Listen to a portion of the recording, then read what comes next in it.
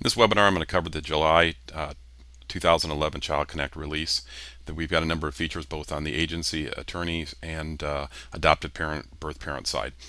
The first thing we're releasing that I'm going to talk about today is our customization of messages coming out of ChildConnect. You can now go through and customize up to 17 messages that ChildConnect generates. So you can specify, for example, everything from account creation to lifebook notification, lifebook due notification. You can specify where it's coming from, so it can be customized to come from your email address, the subject. You can specify you can drop in, we've got email variables for every different type of message out there. So you've got child first name, last name, for example, on the new account, parent's first name, partner's first name, password, and their username. We've got an advanced editor, so you can do things like drop images in, drop your logos in. You can drop links in. So I've embedded a YouTube video link in here that you can we can do an introductory link on YouTube and drop it in here when it goes to the parents. So we're very excited about that. The second item that we're releasing in this end of this week, end of the week of July 11th, is going to be the ability to be able to support multiple birth parents, different birth parents with the same adoptive child. So you've got one adoptive parent and you've got two different birth parents that aren't together but want to receive updates. So when you go into the connections area, what you will be doing is setting up the different connections, setting up a single connection but two different birth parents. We have enhanced the ability for adoptive parents, and I'm switching over to an adoptive parent section here. Adoptive parents can now go in and look at their child schedule, so they can go in and see all of their life books are going to be due, when they're due, how when are they going to be open in terms of before the due date, and what is the status, so they can see exactly, are they open, are they closed, or where they're at. So we're very excited about that. The other thing we've done is we've enhanced the lifebook cover letter editor. So what we've done is, you can see here, we've enhanced it so you can now do things like, again, dropping images in, putting links in, doing a number of different things which will enhance the cover letter editor. So we're pretty excited about that. We have also, by default, we bring up the lifebook cover letter when a album is created. So the adoptive family no longer has to say edit letter or add letter.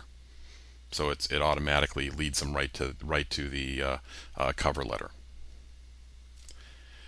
We've made an enhancement to the birth parent account. So birth parents who do not wish to receive printed material will not receive any printed material from the adoptive parents. So even if the adoptive parent says print the life book, in the past they could say print the life book and send it to the birth parent. If the birth parent only wants to be online, i.e. they don't want to have printed material, that option will not show up for the adoptive parents anymore. We've got about 5 other features that we put in the system that allow you to do a number of different things, from when you're setting up a new connection, giving the ability for you to create the connection before you know the gender, and not having to enter a date of birth, or if you do know the gender, then making the date of birth mandatory. So you can actually set up a connection of an unknown child and let the birth parent and the adoptive parent communicate prior to even the child being born. We've got a number of other, like I said, other smaller updates and things like that in print orders and pending requests. Those are enhancements and really additional fields, capturing information such as dates and things like that. We've also added the ability to put tracking numbers on print orders. So you can actually, if you want to, we can put tracking numbers on the print orders so you can actually see when the package was delivered. So we're very excited about this. The update is going in on July 16th, and it should be transparent to everybody. One of the last areas that I didn't mention is also we've enhanced our capabilities around supporting multiple browsers.